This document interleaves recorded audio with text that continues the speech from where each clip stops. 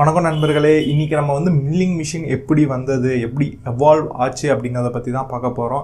Lathe machine, the mother of machines பற்றி நம்ம போன வீடியோக்களில் பார்த்தோம். இன்றைக்கி வந்து அந்த லேத் மிஷின் வந்து எப்படி மில்லிங் மிஷினாக ட்ரான்ஸ்ஃபார்ம் ஆச்சு அப்படிங்கிறத பார்க்க போகிறோம். லேத் மிஷின் எவால்வ் ஆனதுக்கப்புறம் நம்மளால் நிறைய காம்பனன்ட்ஸ், வெரைட்டி ஆஃப் காம்பனன்ட்ஸை லேத் மிஷினை யூஸ் பண்ணி சீக்கிரமாக தயாரிக்க முடிஞ்சது.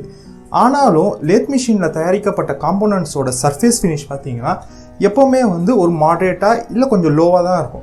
ஸோ அந்த சர்ஃபேஸ் ஃபினிஷை வந்து நம்ம சரி செய்கிறதுக்கு கடைசியில் ஃபினிஷிங் ப்ராசஸ் அப்படிங்கிறத யூஸ் பண்ணணும், இல்லை அது செய்ய வேண்டியதாக இருக்குது. ஸோ அதனால் என்ன பண்ணாங்கன்னா, ஸோ நம்ம வந்து லேத்தால் உருவாக்கப்பட்ட காம்போனன்ட்ஸோட சர்ஃபேஸ் ஃபினிஷ் அதிகப்படுத்துறதுக்காக ஃபைலிங் அப்படிங்கிற ஒரு ஆப்ரேஷன் பண்ணுவோம். ஃபைலிங்னா ஒன்றும் இல்லை, இப்போ நீங்கள் பார்க்குறீங்க இல்லையா, இந்த ஃபைல் டூலை யூஸ் பண்ணி நம்ம வந்து அதோட சர்ஃபேஸை வந்து கொஞ்சம் லேஸாக நம்ம வந்து மெட்டீரியல் ரிமூவ் பண்ணோன்னா அது கொஞ்சம் சர்ஃபேஸ் கொஞ்சம் ஃபினிஷ் நல்லாயிருக்கும், சர்ஃபேஸ் ஃபினிஷ். ஸோ இதில் என்ன பண்ணுவாங்கன்னா, லேத்தோட ஹெட் ஸ்டாக்கில் வந்து நம்ம வந்து சக்கில் வந்து நம்மளோட காம்போனண்ட்டை வச்சுட்டு ஸோ இந்த ஃபைலை வந்து கையில் பிடிச்சிக்கிட்டு நம்ம வந்து ஃபைலிங் ஆப்ரேஷன் பண்ணுவோம். ஸோ இதனால வந்து நம்மளுக்கு என்ன ஆகுதுன்னா, நம்மளுக்கு வந்து சர்ஃபேஸ் ஃபினிஷ் நல்லா கிடச்சிட்டு இருந்துச்சு. ஸோ இதுதான் வந்து மில்லிங்கோட பிகினிங். ஆனால் இப்போ இந்த மில்லிங் ப்ராசஸ், இப்போ நம்ம சொல்லிகிட்டு இருக்க அந்த மில்லிங் ப்ராசஸ் வந்து பார்த்திங்கன்னா, மில்லிங் அப்படிங்கிற வார்த்தை வந்து அந்த காலத்தில் நிறைய ப்ராசஸ்க்கு யூஸ் பண்ணியிருந்தாங்க. உதாரணத்துக்கு பார்த்திங்கன்னா கட்டிங்கு, கிரைண்டிங்கு, க்ரஷிங்கு, இந்த ரைஸ் மில்லாம் சொல்லுவோம் இல்லையா. ஸோ இந்த மாதிரி எக்கச்சக்க ப்ராசஸ்க்கு வந்து அவங்க காமனான ஒரு நேம் மில்லிங் அப்படின்னு வச்சுருந்தாங்க. ஸோ அதனால் வந்து இப்போ இந்த மில்லிங் மிஷின் அப்படிங்கிறதும் வந்து அந்த கேட்டகரிக்குள்ளே வந்துடுச்சு. ஸோ 1760s இந்த ஜாக்யூஸ் அப்படிங்கிறவர் என்ன பண்ணாலும் கொஞ்சம் வித்தியாசமாக பண்ணார். என்னென்னா, இப்போ வந்து நம்ம காம்போனண்ட்டை வந்து ஹெட் ஸ்டாக்கில் வச்சுட்டு நம்ம வந்து ஃபைலிங்கை வந்து கையில் வச்சுட்டு ஃபைல் பண்ணியிருந்தோம் இல்லையா. இவர் என்ன பண்ணார், ஸோ இந்த ஃபைலிங் பண்ணுற அந்த டூலையே வந்து ஹெட் ஸ்டாக்கில் வச்சிட்டார். அந்த டூல் வந்து எப்படி இருக்குன்னா, சிலிண்ட்ரிக்கலாக இருக்கும். அந்த சிலிண்ட்ரிக்கல் அந்த டூலோட சர்ஃபேஸில் வந்து அந்த ஃபைலிங்கோட அந்த ஃபைல்ஸ்லாம் இருக்கும். ஸோ இப்போ என்ன பண்ணார்னா, காம்போனண்ட்டை கையில் வச்சுக்கிட்டு டூலை அங்கே வச்சுட்டு இப்போ ஃபைல் பண்ணார். ஸோ இதை வித்தியாசமாக பண்ணதுனால இதுதான் வந்து ஃபஸ்ட்டு மில்லிங் மிஷினோட எவல்யூஷன்னு சொல்கிறாங்க. ஏன்னா வந்து டூலை சுற்ற விட்டு காம்போனண்ட் வந்து ஸ்டாட்டிக்காக வச்சுட்டு மேனுஃபேக்சரிங் பண்ணுறது வந்து முதல் தடவையாக இருக்கிறதுனால இதுதான் வந்து மில்லிங்கோட ஒரு எவல்யூஷன் அப்படின்னு சொல்கிறாங்க. அப்புறம் எலி விட்னே அப்படிங்கிறவர் வந்து பார்த்தீங்கன்னா அதுக்கப்புறம் வந்து ஒரு ரியல் மில்லிங் மிஷின் கண்டுபிடிச்சாரு. ஸோ இதை தான் வந்து லேத்லேருந்து ரொம்பவே டிஃப்ரெண்ட்டான ஒரு மிஷினாக இருந்தது. ஸோ அதனால் வந்து இவரை தான் வந்து த இன்வென்டர் ஆஃப் மில்லிங் மிஷின்னு சொல்கிறாங்க. இப்போ வந்து மில்லிங் மிஷினாக இருக்கட்டும், லேத் மிஷினாக இருக்கட்டும், அது வந்து அதோட மூமெண்ட் பார்த்தீங்கன்னா டிகிரி ஆஃப் ஃப்ரீடம்னு சொல்லலாம், இல்லைனா வந்து அதோட ஆக்சிஸ்னு சொல்லுவாங்க. ஸோ இந்த மாதிரி பார்த்தீங்கன்னா இப்போ இருக்கிறது வந்து பார்த்தீங்கன்னா மிஷின்ஸ் வந்து அப்பு டவுனு XYZ 3 ஆக்சிஸ்லேயும் வந்து மூமெண்ட் ஆகும். ஸோ அந்த காலத்தில் வந்து பார்த்திங்கன்னா ஒரு 2 ஆக்சிஸ் தான். ஒன்று வந்து அப்பு டவுனு, அப்புறம் வந்து லெஃப்ட் ரைட்டு, அவ்வளோதான். ஃப்ரண்ட்டு பேக் இந்த மாதிரி இல்லாமல் இருந்தது. ஸோ இந்த மாதிரி இருக்கிற மிஷின்ஸ்லாம் வந்து அப்போ 2 ஆக்சிஸ் மிஷின் தான் இருந்தது. ஸோ இதுக்கப்புறம் வந்து இந்த 2 ஆக்சிஸ் மிஷினில் தான் வந்து ட்ரில் ப்ரெஸ்ன்னு சொல்லுவோம் இல்லையா, ட்ரில்லிங்லாம் போடுவோம் இல்லையா. ஸோ இதெல்லாம் வந்து 2 ஆக்சிஸ் மிஷின் தான். ஸோ நம்ம வந்து ட்ரில் மிஷின் வந்து இப்போ நீங்கள் இந்த இமேஜில் பாருங்கள். ஸோ இந்த மிஷின்லாம் வந்து பார்த்திங்கன்னா 2 ஆக்சிஸ் தான். மேலே கீழே போவோம், லெஃப்ட் ரைட் போவோம். அதே மாதிரி 1 ஆக்சிஸ் மிஷின் இருக்குது, வெறும் மேலே கீழே மட்டும் போயிட்டு வர மாதிரி. ஸோ இந்த மாதிரி மிஷின்ஸ்லாம் வந்து கூட மில்லிங் கேட்டகரிக்குள்ளே தான் வருது. எலி விட்னே அவர் வந்து 18th செஞ்சுரியில் தான் இந்த மில்லிங் மிஷின் வந்து லேத்தோட கொஞ்சம் டிஃப்ரெண்ட்டாக கொண்டு வந்தார். ஸோ இதுக்கப்புறம் பார்த்தீங்கன்னா 1861 வந்து ப்ரௌன் அண்டு ஷார்ப்லே இவங்க 2 பேர் வந்து என்ன பண்ணாங்கன்னா யூனிவர்சல் மில்லிங் மிஷின் அப்படிங்கிறத வந்து இன்வென்ட் பண்ணாங்க. ஸோ இந்த யூனிவர்சல் மில்லிங் மிஷின் வந்து பார்த்திங்கன்னா 3 ஆக்சிஸ் மிஷின். இதுக்கு முன்னாடி விட்னேலாம் பண்ணது வந்து பார்த்திங்கன்னா 2 ஆக்சிஸ் மிஷின், இது 1 ஆக்சிஸ் மிஷினாக தான் இருந்தது. இவங்க கண்டுபிடிச்சது வந்து 3 ஆக்சிஸ் மிஷின். ஸோ இதுதான் வந்து மில்லிங் மிஷின்லேயே வந்து ரொம்ப ஒரு அட்வான்ஸ்மெண்ட்டாக கொண்டு வந்தது. இந்த ப்ரௌன் அண்ட் ஷார்ப்பே கண்டுபிடிச்ச இந்த யூனிவர்சல் மில்லிங் மிஷினால் காம்ப்ளெக்ஸ் ஷேப்பையும் தயாரிக்க முடிஞ்சது. இதனால் வந்து World War I வந்து நிறைய மாற்றத்தை கொண்டு வர முடிஞ்சது. World War I அமெரிக்கா வந்து வேர்ல்டுக்கே வந்து அதாவது வெப்பன்ஸை வந்து சப்ளை பண்ணுறதுக்கு இதுவும் ஒரு காரணம் அப்படின்னு கூட சொல்லலாம். மில்லிங் மிஷின் வந்து எவால்வ் ஆனது ஃபஸ்ட்டு அமெரிக்காலன்னு சொல்கிறாங்க.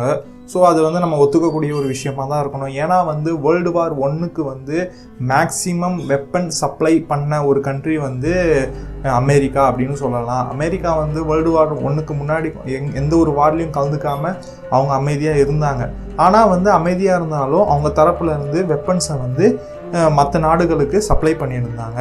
ஸோ இந்த மாதிரி அதிகபட்ச வெப்பன்ஸை வந்து சப்ளை பண்ணுறதுக்கு வந்து முக்கியமாக அவங்க கிட்ட ஒரு மேனுஃபேக்சரிங்கான கெப்பாசிட்டி இருக்கணும். ஸோ அந்த மாதிரி இருக்கிற சமயத்தில் வந்து அவங்க எல்லாம் நிறைய ஃபேக்ட்ரிஸ் இருந்தால் மட்டுமே இது சாத்தியமாகும். ஸோ இந்த ஃபேக்ட்ரிஸ்லாம் வந்து என்னென்ன மிஷினை கொண்டு இருந்ததுன்னா இந்த மாதிரி லேத் அண்ட் மில்லிங் மிஷினை கொண்டு இருந்தது. அதனால தான் அவங்களால வந்து நிறைய வெப்பன்ஸை வந்து தயாரிக்க முடிஞ்சு மற்ற நாடுகளுக்கு சப்ளை பண்ண முடிஞ்சது அப்படிங்கிறது ஒரு கணிப்பு. ஸோ வேர்ல்டு வாரில் வந்து நிறைய வெப்பன்ஸை தயாரிக்கிறதுக்கு உபயோகமாகவும் வித்தியாசமான வெப்பன்ஸை தயாரிக்கிறதுக்கு உபயோகமாகவும் இருந்த இந்த மில்லிங் மிஷின் வந்து அடுத்த எவல்யூஷன் அடைஞ்சது. அதுக்கு நடுவில் நிறைய எவல்யூஷன் வந்தது. அதுக்கப்புறம் 1936 வந்து ருடால்ப் அப்படிங்கிறவர் வந்து பார்த்திங்கன்னா Bridgeport மில்லிங் மிஷின் அப்படிங்கிறத கண்டுபிடிச்சார். ஸோ இது எலக்ட்ரானிக் சம்மந்தப்பட்ட துறைகள்லாம் வந்து பார்த்திங்கன்னா இந்த World War I வந்து கொஞ்சம் நல்லாவே புது கண்டுபிடிப்புகள் புது தியரிஸ்லாம் வந்து இருந்ததுனால ஸோ அதோட அப்ளிகேஷனை வந்து இன்ஜினியரிங்கில் வந்து அப்ளை பண்ண ஆரம்பித்தாங்க. ஸோ இதனால் வந்து மெக்கானிக்கல் காம்போனன்ட்ஸ் இல்லை வந்து மேனுவலாக இருக்கிற காம்போனன்ட்ஸ்லாம் வந்து எலக்ட்ரிக்கல் கூட சேர்ந்து ஒரு புதுவிதமான கண்டுபிடிப்புகள்லாம் வர ஆரம்பிச்சது.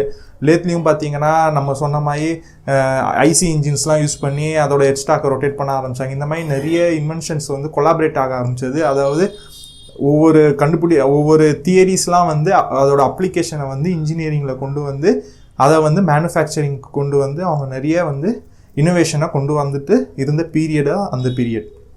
ஸோ அந்த மாதிரி இருக்க போது இவரோட Bridgeport மில்லிங் மிஷின் வந்து இன்னமும் வந்து நம்ம இண்டஸ்ட்ரீஸில் இந்த காலகட்டத்திலையும் யூஸ் பண்ணிட்டு தான் இருக்காங்க. So electronics and electricals and இந்த மிஷின்ஸ் இதெல்லாம் வந்து ஒன்று சேர்ந்த மாதிரி இப்போ வந்து என்ன ஆச்சுன்னா computer technology and machines and electrical எல்லாமே இப்போது இதெல்லாம் வந்து ஒன்று சேர்ந்து சிஎன்சி கம்ப்யூட்டர் நியூமெரிக்கல் கண்ட்ரோல்டு மிஷின்ஸ்லாம் வர ஆரம்பிச்சிருச்சு. ஸோ இதில் பார்த்தீங்கன்னா இப்போது வந்து 5 ஆக்சிஸ் மிஷினு எஃப்எம்எஸ்னால் ஃப்ளெக்சிபிள் மேனுஃபேக்சரிங் சென்டர் அப்படின்னு சொல்லுவாங்க. ஸோ இதில் வந்து பார்த்தீங்கன்னா நீங்கள் வந்து எந்த ஒரு காம்போனண்ட்டாக இருந்தாலும் அதுலேயே செஞ்சுக்கலாம். ஸோ அதுவும் இல்லாமல் ஒரு கண்டினியூஸ் காம்போனண்ட்டாக இருந்தாலும் அதுலேயே நம்ம வந்து மேனுஃபேக்சர் பண்ண முடியும். ஸோ இதெல்லாம் வந்து இப்போ வந்து நல்லா வளர்ந்துடுச்சு. ஸோ இப்போ வந்து நல்லா நிறைய இடத்துல யூஸ் பண்ணிகிட்டு இருக்காங்க. ஸோ ப்ரொடக்ஷன் வந்து இப்போ ஜனத்தொகை அதிகமாக ஆகிட்டே இருக்கிறதுனால நம்மளுக்கு வந்து இந்த மாதிரி ஒரு ஃபாஸ்ட்டாக ப்ரொடக்ஷன் பண்ணக்கூடிய ஒரு சக்தி கொடுக்கக்கூடிய இந்த மாதிரி மிஷின்ஸ் தான் நம்மளுக்கு தேவைப்படுது. ஏன்னா நம்ம மேனுவலாக ஒரு மிஷின்ஸ் ஆப்ரேட் பண்ண போது நம்மளோட ஹியூமன் கெப்பாசிட்டி எவ்வளோ இருக்கோ அவ்வளோதான் நம்மளால் தயாரிக்க முடியும். அதே வந்து நம்ம கம்ப்யூட்டரை வந்து மிஷின்ஸ் கூட லிங்க் பண்ணி விடுறதுனால கம்ப்யூட்டர் வந்து நம்மளோட ப்ரொடக்டிவிட்டியை வந்து அதிகப்படுத்துது. இதனால் இந்த ஜனத்தொகைக்கு வந்து தேவையான அளவுக்கான சப்ளை, அதாவது இந்த ஜனத்தொகையோட டிமாண்டுக்கு தேவையான சப்ளையை வந்து நம்மளால் கொடுக்க முடியுது.